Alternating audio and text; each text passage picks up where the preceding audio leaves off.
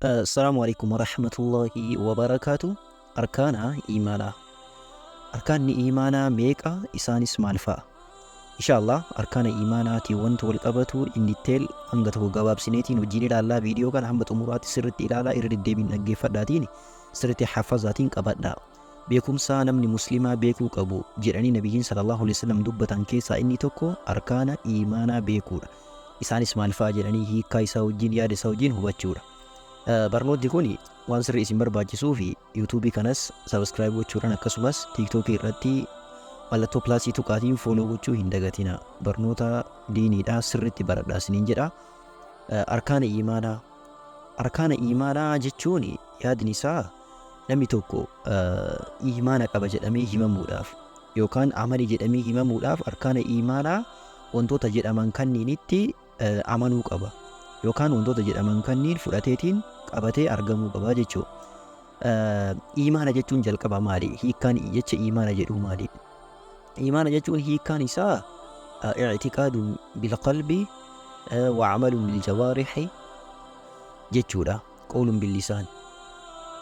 Waa sadii of keessa qabataa jennu lamaayin tokko dalagaa arrabaan dubbatamu yookaan jecha wanta arrabaan dubbatamu wanta namni tokko arrabaan dubbataatiin dalagu of keessa qabata. Lamaffaa i'tiqaadun biljanaan waan qalbiidhaan yaadamu qalbii keessa waan namni yaadu.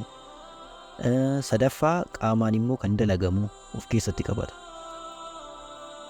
Arkaanni iimaanaa jaha. Arkaanni iimaanaa jaha. Isaanis kanneen armaan gadiiti. Tokkoffaa al-iimaanu billah.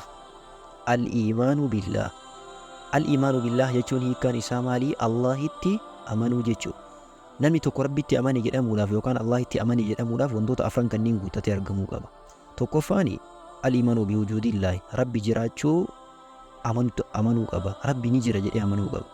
Warroonni rabbiin hin jiru jedhanii morman hedduu jira yaa'uu beektanii etistii warroonni jedhaman rabbi ni jira jedhee amanuu qaba. Lammaffaa al-iimaanu birububiyyatillaahi ta'aalaa.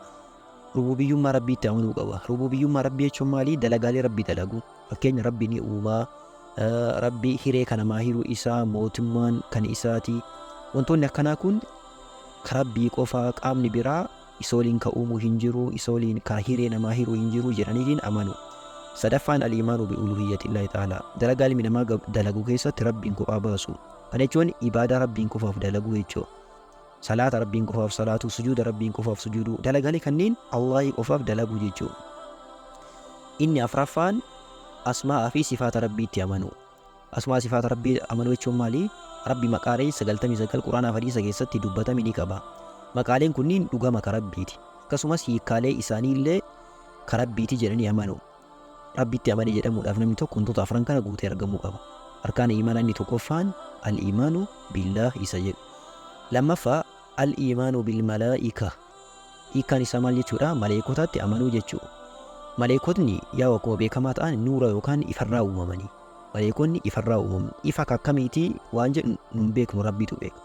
Maleekonni ilmi namaa fi jinnootni osoo hin uumamin dura uumamani. Jalqaba ilma namaallee jinniillee dura kan uumame eenyu? Maleekaadha jechuudha. Maleekatti amanuu jechuun isaan waaqeffatu yookaan isaan gabbaruu jechaa miti. Maleekatti amanuu jechuun maal jechuudha?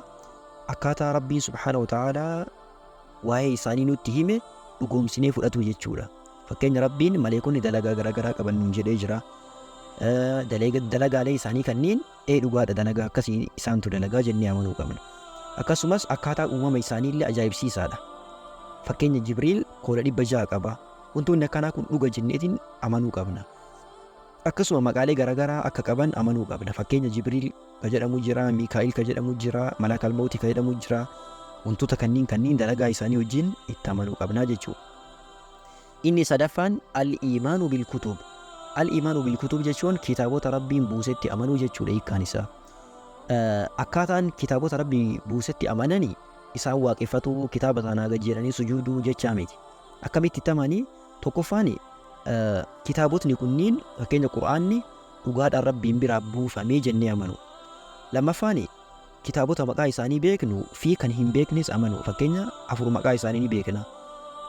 Tawraatii, Injiilii, Zabuurii, Qur'aana kanneen rabbitu buusee garuu amma gariin isaanii jijjiiramanillee garuu rabbitu buusee kitaabota kanneen jenneetiin amanuu qabna.